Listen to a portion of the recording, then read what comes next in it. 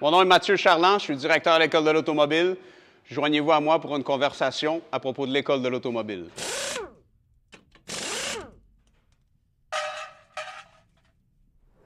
Bonjour, ici Dave Demercon. Je suis ici à l'École de l'automobile avec Gale Force Winds et on fait une interview avec Mahmoud Maïga qui vient originaire du Niger. Du Niger. Et pourquoi est-ce que tu es venu ici? Et comment? Bon, j'ai quitté mon pays pour venir au début. Oui. Franchement, avant de quitter mon pays, j'ai cherché à aller aux États-Unis pour faire la formation en mécanique. Parce que c'est vraiment quelque chose d'un rêve que je veux réaliser. Oui. Chez moi, je suis comptable et fiscaliste de formation. J'ai travaillé au ministère des Finances et pendant 2 ans et j'ai travaillé dans un secteur privé pendant au moins 10 ans. Tu aimes les voitures, évidemment. Quelle sorte de voiture est-ce que tu aimes? Bon, les voitures, chez nous, les voitures qui nous tombent toujours dans les yeux, c'est les voitures Toyota. Oui. Oui, les voitures Toyota, les voitures Hyundai, donc les voitures Ford. Mais Toyota, c'est pratiquement les numéros 1 chez nous. Ah oui. Eh bien, est-ce que ça fait longtemps que tu es à l'école ici ou bien combien de temps? L'école, je suis dans mon 3e mois. J'ai commencé en février. Et maintenant, je remercie le bon Dieu. Je suis en train d'apprendre beaucoup de choses avec un enseignant qui est formidable, qui est un enseignant, mais c'est comme un camarade pour nous. Tu aimes les enseignants ici? Oui, notre enseignant, il est vraiment formidable. Je l'apprécie beaucoup. Et à chaque fois, chaque matin, il faut se réveiller à 6 heures pour venir. Mais si je me dis que oui, je suis venu prendre des cours avec M. Younes, son nom c'est Younes. Oui. Donc j'ai la fougue de me réveiller tôt pour venir ici. Oui, je pense que j'ai parlé avec plusieurs et ils sont vraiment des experts dans le domaine de mécanique et tout ce qui va avec les automobiles. Hein? Est-ce que tu trouves ça très connaissant? Oui, celui qu'on a, je l'ai dit, et la vocation, il a une vocation d'enseigner, il a un amour d'enseigner, mais ce qu'il connaît dans sa tête, moi je sais qu'il sort de l'enseignement, il peut gagner beaucoup plus. Mais l'enseignement pour lui, c'est un amour, parce qu'il a tout dans sa tête. Mais disons, dans l'avenir, est-ce que tu penses rester au Canada, travailler ici, ou bien retourner à la maison et travailler là-bas? Qu'est-ce que... Bon, franchement, je vous ai dit, c'était un rêve pour moi de faire de la mécanique.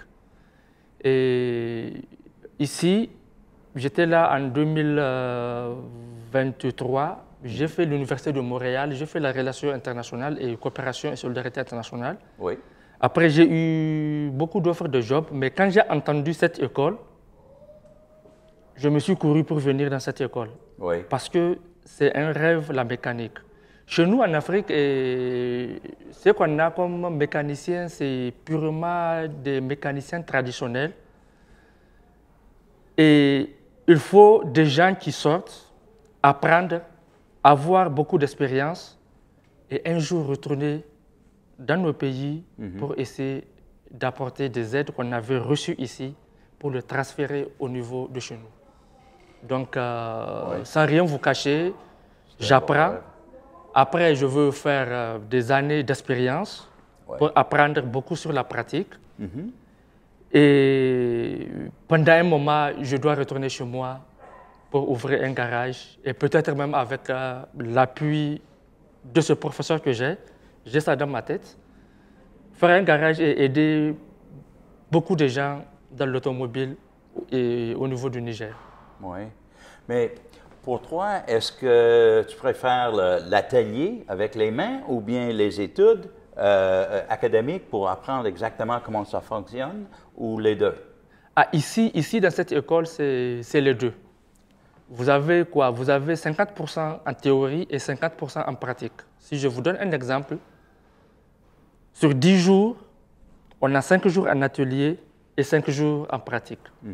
Et franchement, avant que je vienne, tout ce que je connais, c'est conduire.